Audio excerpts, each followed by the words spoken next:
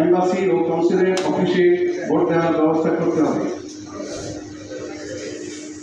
দেশের অর্থনীতিতে যেহেতু প্রবাসীদের ব্যাপক ভূমিকা রয়েছে, সেই কারণে দেশের নির্বাচন ব্যবস্থার মাধ্যমে কারা প্রতিনিধি হিসাবে নির্বাচিত হবেন সে ব্যাপারে প্রবাসীদের মতামত অত্যন্ত জরুরি।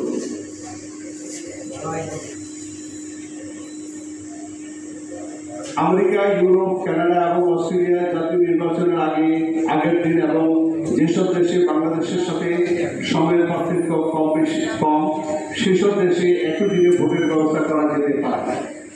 এশিয়ার দেশগুলোতে বাংলাদেশের সঙ্গে সময়ের পার্থক্য খুব বেশি না, তাই এইসব দেশগুলোতে একই দিনে ভোট গ্রহণ করা যেতে পারে। নির্বাচনের দিন পুলিশ ভোট স্থাপন করতে হবে সংশ্লিষ্ট দেশের এম্বাসি অথবা কনসুলেট অফিসে। ভোট দেওয়ার পর দূতাবাস অফিসে সবার সামনে স্বচ্ছতার ভিত্তিতে ভোট গণনা করতে হবে। ভোটের সার্বিক দায়িত্ব পালন করবেন রিটার্নিং অফিসার, পোলিং ও রিটার্নিং অফিসারগণ সদস্যের এম্বাসি। বিদেশের কর্মক্ষেত্রে প্রবাসীদের নানা ব্যস্ততা থাকায় তারা ভোট দেওয়া থেকে বিরত থাকতে পারেন। সেই জন্য তাদের জন্য অ্যাডভান্স ভোটিং সিস্টেম চালু করা যেতে পারে।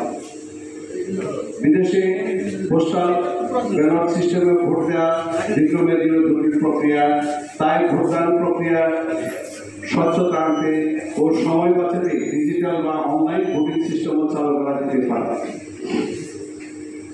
অনলাইন ভোটিং সিস্টেম চালু করলেও সেটি যাতে ম্যানিপুলেট বা হ্যাকিং এর শিকার না হয় সেদিকে লক্ষ্য রাখতে হবে। পর্যাপ্ত নিরাপত্তার ব্যবস্থা নিশ্চিত করতে হবে।